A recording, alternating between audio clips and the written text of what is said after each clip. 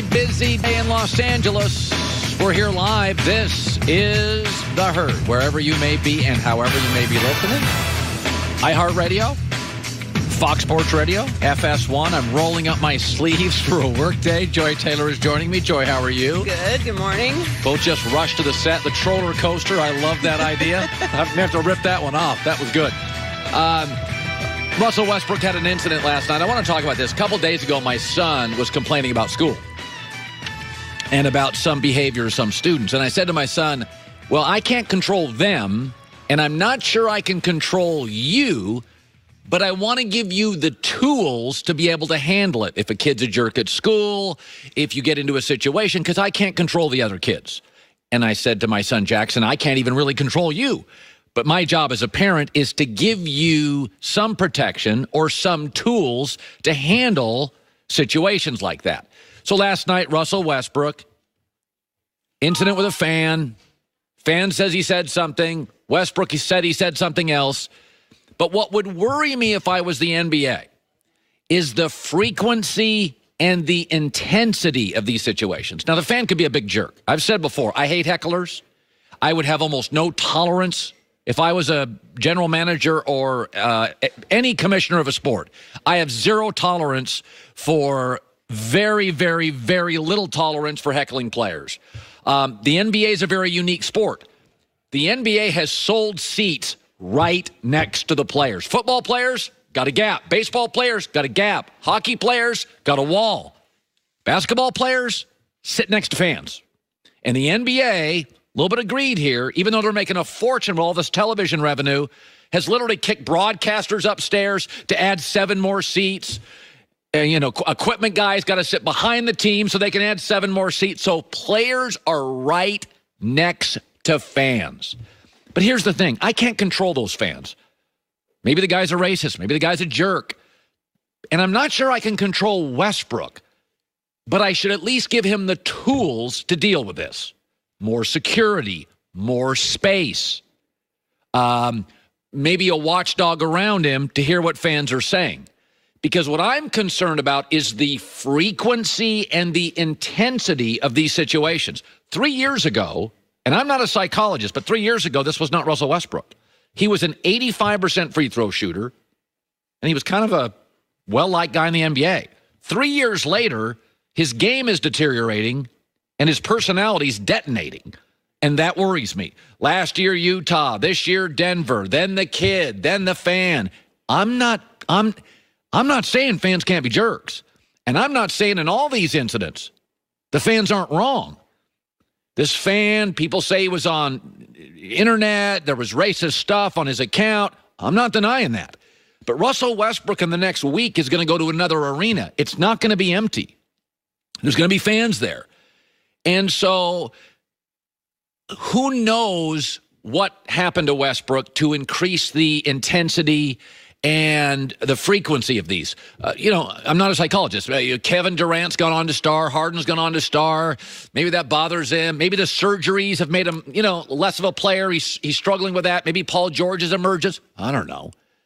But this is just basic psychology stuff. It's the intensity and the frequency. Because it's not like he wasn't heckled 3 years ago. I sat at Laker games listening to Kobe Bryant get heckled. You don't think LeBron's been heckled? Michael Jordan heckling? And by the way, some of those could have been racial. Listen, there's inappropriate stuff in European soccer, international hockey, NBA. I'm not denying any of that. But like I told my son, I can't control fans. I can't control their kids.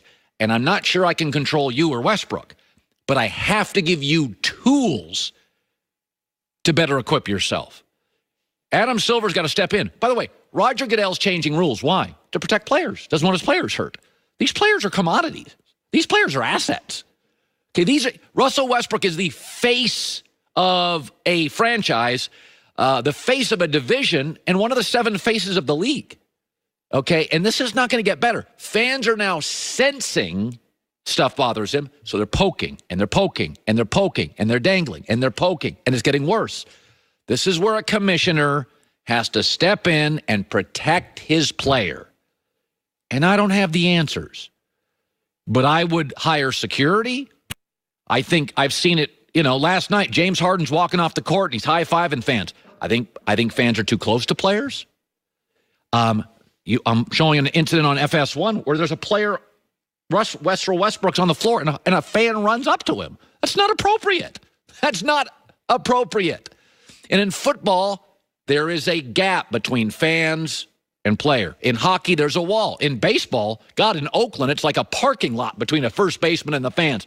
NBA, they're right on top of the players. And these are young players, and they're stars. And Adam Silver's recently said many are unhappy. They're on their Instagram. They're on their Twitter. The intensity and frequency of this stuff, you got to step in. And listen, I was saying this morning, he feels like West broken, not Westbrook. His shot's broken. His personality here is a little more unhinged than usual. And this stuff's escalating. So get him help. Get him security. Get him space. Get him a therapist. But this could end up being really bad, and I'm not going to just blame Westbrook if he throws a punch in the next 2 weeks. Okay, it's not going to be all on him. Listen, you got to be culpable. I tell my son all the time, hey, it's how you handle this chaos. So you'll be eventually to blame. But players, most millionaires in America, you get to be 50, you've worked hard, you put money away. Pro sports is cruel. Hey, you're 24. Here's a pile of money. Well, I don't know exactly. Stress. Here's a bunch of fame. Well, I'm from a small town. I'm 25 years old. Pro sports is rough. And I know nobody wants to hear it because they're all rich. But these players are increasingly targets, fans on top. They've sold the tickets next to the players. Fans can be jerks. Somebody's got to help Westbrook. That is the role of a commissioner. Protect your players. Goodell's changing rules to protect players so they don't get hurt. Somebody's going to get hurt. So anyway, the NFL free agency, let me shift gears. There's all sorts of players going all over the place. This morning, the Green Bay Packers signed 3 defensive players. It's the new NFL. I think the New York Jets are a better football team this morning. I don't think anybody can deny that. I don't like what Washington did with Landon Collins. I don't like what the Raiders did with Trent Brown. There's some good, there's some bad. Not all players that are coming into locker rooms are good fits.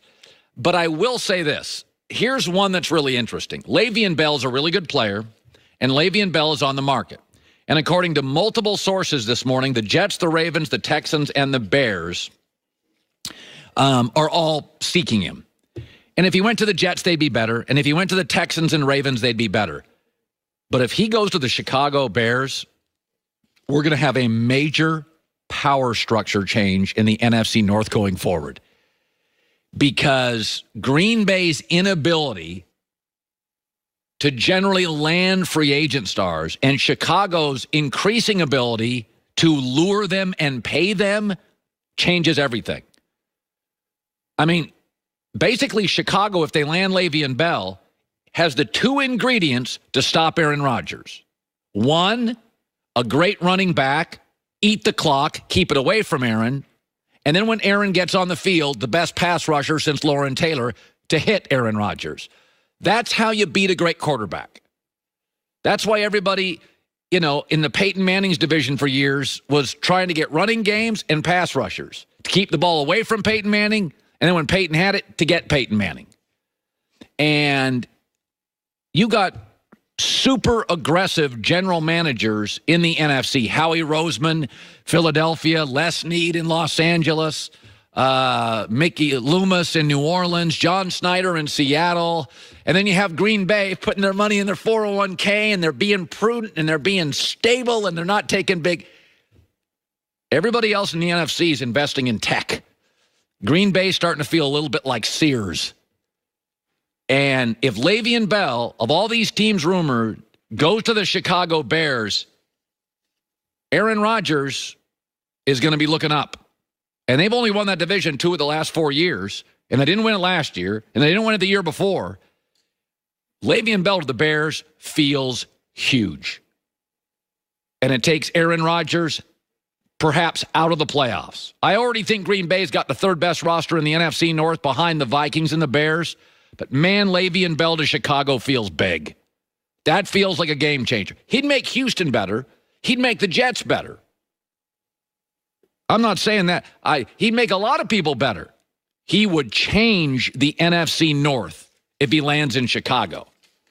That feels to me big. That feels like, okay, now we've got the formula to beat Aaron Rodgers. Keep him off the field with a running game and attack him when he has the football. So keep your eye on that. I think that puppy could break. I think we're going to have a Le'Veon Bell move soon. Yesterday on Twitter, he announced he had choices. That blew up the internet. So there's multiple teams interested. The Colts apparently now are out. Odell Beckham, I believe, will be moved. I feel strongly about this. It's come down to 2 teams, and I'll get to that coming up next.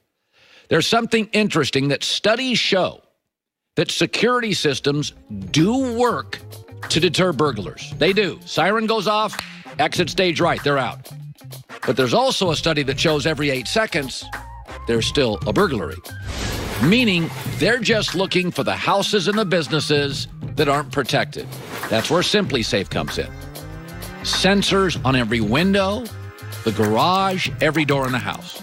You name it, ear-shattering siren will introduce the burglars to your Simply Safe system. 24/7 monitoring, no contract, no hidden fees, $14.99 a month. That's all it is, $14.99 a month. And by the way, there is no great 6-8 hour installation window. The cable guy, I'll be here either tomorrow or till Labor Day. It's a very quick, you put it up yourself. Right now, free shipping, 60-day money-back guarantee as well. All in, simplysafecolin.com, COLIN, simplysafecolin.com. That free shipping and 60-day money-back guarantee, how do you turn that down?